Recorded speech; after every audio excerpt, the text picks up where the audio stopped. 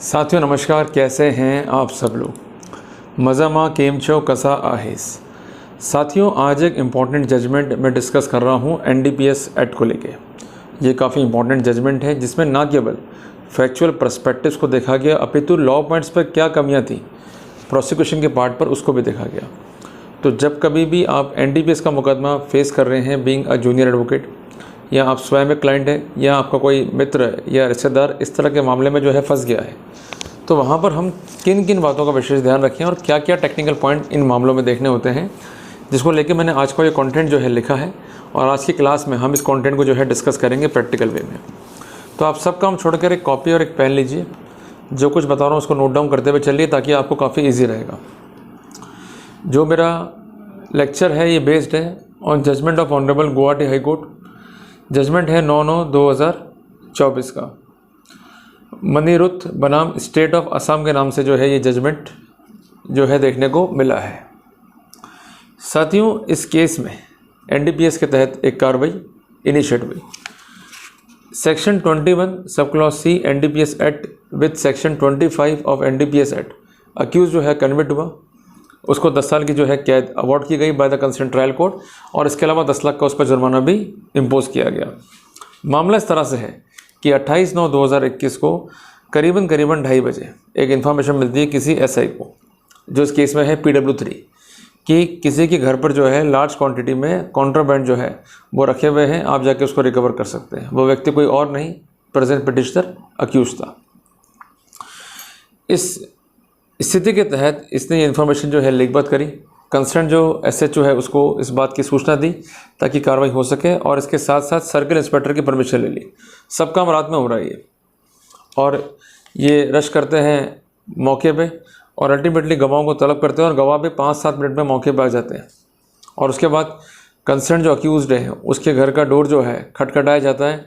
Ultimately ये घर के अंदर घुसते हैं और काफ़ी बड़ी मात्रा में कफ सिरप्स, एक्सपायर मेडिसिन जो है जब्त करते हैं, ये कहते हुए कि इनको स्टोर करने के लिए कोई लाइसेंस नहीं है, चूँकि ये नशा कर सकते हैं किसी भी व्यक्ति को। तो ऐसी स्थिति में एनडीपीएस एक्ट का जो है उल्लंघन है। तो उस स्नैरियो में ना केवल उन आर्टिकल को जब्त किया गया अपितु section 21 sub clause C NDPS act के तहत FIR करते हुए अक्यूज को चार्जशीट किया गया, और फाइनली कंसर्न अक्यूज को कंसर्न कोर्ट के द्वारा इन धाराओं में जो है कन्विक्ट किया गया।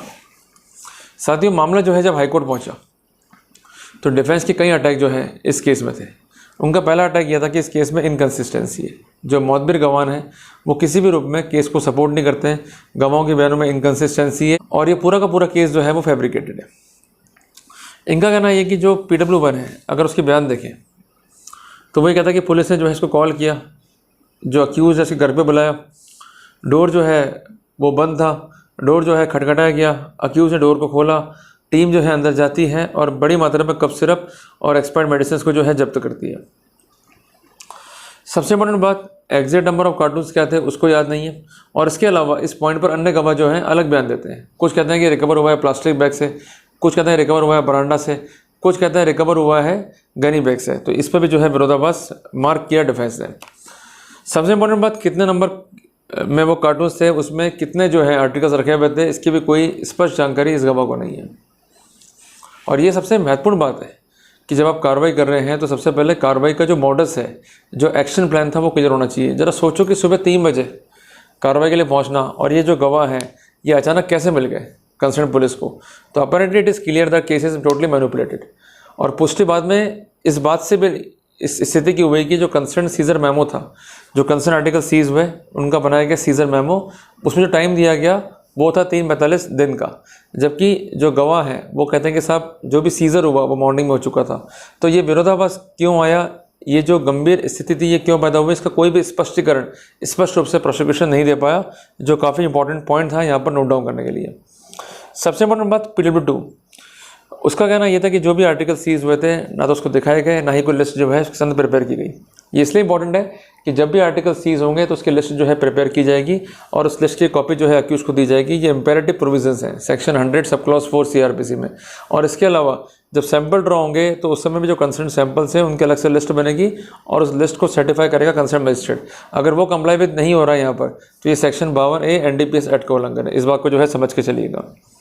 तीसरी बात, जो मेन इस केस का ट्रैपलिंग ऑफिसर है, वो कहता है कि जब छापा डाला तो कप सिरप जो है रिकवर हुए थे, हमने उनको सीज़ किया, लिस्ट प्रिपेयर करी, एफआईआर लॉन्च करा दी और इसकी सूचना जो है जो हायर अथॉरिटी थी उसको दी गई। और इसके अलावा इन्वेंट्री जो है प्रिपेयर की गई धारा 52A एनडीपीएस एक्ट के लाइट में, और सैंपल जो है वो ड्रॉ किए गए in the presence of magistrate, और इसका एक अग्रेषण पत्र भी जो है तैयार किया गया ताकि कंसर्न सैंपल की जांच जो है वो कंसर्न फॉरेंसिक लेबोरेटरी से हो सके। ये एक यूजुअल प्रोसीजर है जो फॉलो करता है प्रोसिक्यूशन। पर कमियां क्या रही इस प्रोसीजर में कि 52A एनडीपीएस एक्ट को आप पढ़ेंगे तो उसमें बहुत स्पष्ट है कि इसकी अलग से लिस्ट बनेगी और लिस्ट को जो है सर्टिफाई करेगा मजिस्ट्रेट। अगर अलग से लिस्ट नहीं बनी कॉन्ट्रोबेंड्स की तो ये फेटल है कंसर्न प्रोसिक्यूशन के लिए, और अक्सर ऐसी गलतियां करता है प्रोसिक्यूशन। तो ये टेक्निकल पॉइंट है, इस पर विशेष जो है आपको जोर देना है। साथियों, इनका ये भी कहना था कि आर्टिकल जो सीज हुआ है उसका ना केवल लिस्ट बनाया, उसकी फोटोग्राफ भी किया और उस कंसेंट डॉक्यूमेंट्स को काउंटर साइन किया मजिस्ट्रेट ने और उसको सर्टिफाई भी किया। बट ये सर्टिफिकेशन पर्याप्त नहीं है। अगर धारा 52A एनडीपीएस एक्ट को देखें तो जो सैंपल ड्रॉ होंगे उसकी लिस्ट अलग से बनेगी और उस लिस्ट को जो है सर्टिफाई किया जाएगा, जबकि ऐसा कोई भी प्रोटोकॉल जो है यहाँ पर अडॉप्ट नहीं किया गया। इसके अलावा जो कंसेंट एंट्रीज थी वो मालखाने में हुई नहीं हुई, सैंपल कब पहुँचे मालखाने में, ऐसा कोई भी स्थिति को साफ करने के लिए मालखाना रजिस्टर जो है रिकॉर्ड पर पेश नहीं किया गया, जो कि एक वाइटल लिंक था केस के अंदर। इसके अलावा जो अदर विटनेसेस हैं वो सपोर्ट नहीं करते हैं केस को और कोई भी आर्टिकल उनको शो नहीं किया गया, कोई भी लिस्ट प्रिपेयर नहीं हुई, ऐसा उनका कथन कोर्ट में था। इसके अलावा एज ए PW5 एक्सपर्ट के जो है बयान हुए, पर जब उससे ये पूछा गया कि किस बैच नंबर का आर्टिकल आपको मिला था तो वो साफ कहता कि उसको नहीं पता और ना ही ऐसा कोई इंदिरा जो है रिपोर्ट में है। तो ये भी एक फैटल पॉइंट था। इवन आईओ के जो है जब जेरे हुई तो उसने भी कहा कि 52A की कंप्लेंस जो है मैंने की है, बट कंप्लेंस क्या थी वो स्पष्ट नहीं कर पाया। कंप्लेंस क्या है कि जो लिस्ट ऑफ सैंपल है उसके अलग से सर्टिफिकेशन जो है मजिस्ट्रेट द्वारा होना आवश्यक है, अगर वो नहीं है तो उसका फ़ायदा कंसर्न अक्यूज को मिलेगा। तो यहाँ पर जो कंसर्न आईओ था या ऑफिसर इंचार्ज था जिन्होंने सैंपल को ड्रॉ किया पर सैंपल का अलग से लिस्ट नहीं बनाया, ना ही उसको सर्टिफाई कराया as per section 52A of the NDPS act, जिसको लेकर कई अथॉरिटियाँ हैं ऑनरेबल सुप्रीम कोर्ट की। यूनियन ऑफ इंडिया बनाम मोहनलाल, इसके अलावा है सिमरनजीत बनाम स्टेट ऑफ पंजाब, यूसुफ बनाम स्टेट। ये रिसेंट गाइडलाइंस हैं जिसको फॉलो करना चाहिए था, जिनको जो है इस केस में फॉलो नहीं किया गया। इसके अलावा जो भी सैंपल ड्रॉ होने थे ये ड्रॉ होने थे NDPS seizure storage sampling and disposal rules 2022 के अकॉर्डिंगली।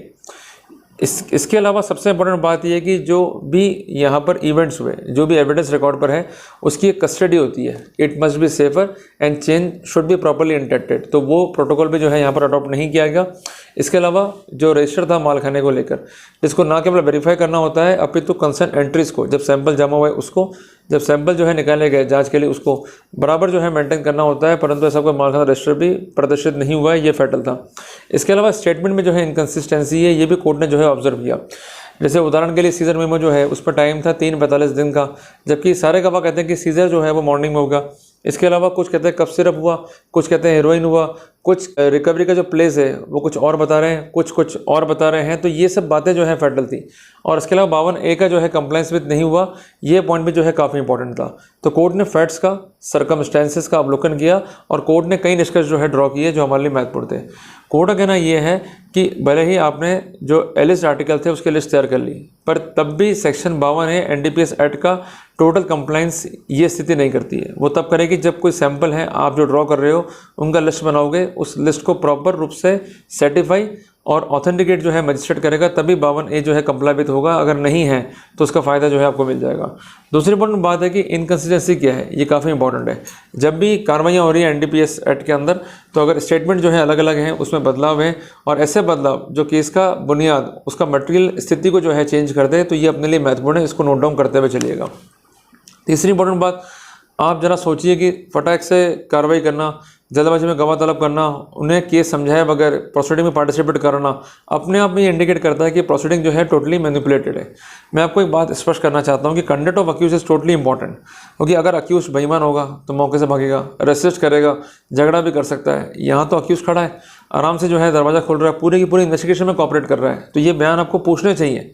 अगर अक्यूज कॉपरेट कर रहा है तो इसका मतलब उसके पार्ट पर कोई इल इंटेंशन नहीं है, बैड इंटेंशन नहीं है, तो कोई मोटिव नहीं है भागने का या छुपने का। तो ये काफ़ी इंपॉर्टेंट पॉइंट है जिसको आपको नोट डाउन रखते हुए चलना है। तो जब भी आप केस कॉन्टेस्ट कर रहे हैं एनडीपीएस का, तो ये फैसला जो है वहाँ पर काफ़ी इंपॉर्टेंट है और इस फैसले के माध्यम से हम सीखते हैं 5 इंपॉर्टेंट बातें। Number 1, in the matter of NDPS cases जो भी सैंपल जा रहा है लेबोरेटरी जांच होने के लिए, वो सैंपल जो ड्रॉ हुआ है मौके से, क्या वही सैंपल गया है या सैंपल चेंज हो गया है, जिसके लिए आप बैच नंबर, क्वांटिटी, कितना माल जमा हुआ, कितना निकला, ये सब चीज़ें जो है आपको देखनी पड़ेंगी बारीकी से। अगर आप टाइमलाइन इवेंट्स को नहीं बनाओगे तो आपके लिए स्थितियाँ जो है फैटल है। दूसरी बात 52A NDPS का कंप्लाइंस हुआ है या नहीं हुआ है, इसको भी जो है देखना होगा। तीसरी बात, जो लिस्ट मौके पे बनी थी आर्टिकल्स की, वो सीनियर्स को जो है फॉरवर्ड हुई या नहीं हुई। इसके अलावा जो कंसर्न सर्किल इंस्पेक्टर है या जो कंसर्न इंचार्ज है उस एरिया का, जो सुपीरियर अथॉरिटी है, उसकी परमिशन ड्यू कोर्स में जो है ली गई या नहीं ली गई। और सबसे इंपॉर्टेंट बात है कि जो भी टेस्टिमनी फाइल पे आ रही है उसमें कितना इनकन्सिस्टेंसी है, अगर है तो डेफिनेटली उसका फ़ायदा जो है हमको मिल जाएगा। बट ये चीज़ें क्रिएट करनी पड़ेंगी, इसके लिए प्रॉपर होमवर्क करना पड़ेगा, नोट्स जो है आपको रेडी करने पड़ेंगे ताकि अपने को जो है दिक्कत नहीं आए और अपन ईजिली जो है ऐसे केसेस को कंटेस्ट कर सकें। क्लियर हो गया? तो उम्मीद करता हूँ कि आपको टॉपिक अच्छा लगा होगा, टॉपिक जो है समझ में आया होगा। तो आप इस वीडियो को लाइक और शेयर कीजिएगा और कंटेंट को फॉलो करके अपने केस में इसको अप्लाई करने का जो है प्रयास कीजिएगा। ठीक है जी, घबराने की बात नहीं, केवल चीज़ें सिंपल है, इसको अप्लाई कीजिए ताकि आपको चीज़ जो है इजीली वर्कआउट करने में लगे और आप इजीली जो है केस में सक्सीड भी हो जाएं। ठीक है जी, तो साथियों जल्दी मिलते हैं एक नए टॉपिक के साथ। टिल देन, जय हिंद, जय भारत।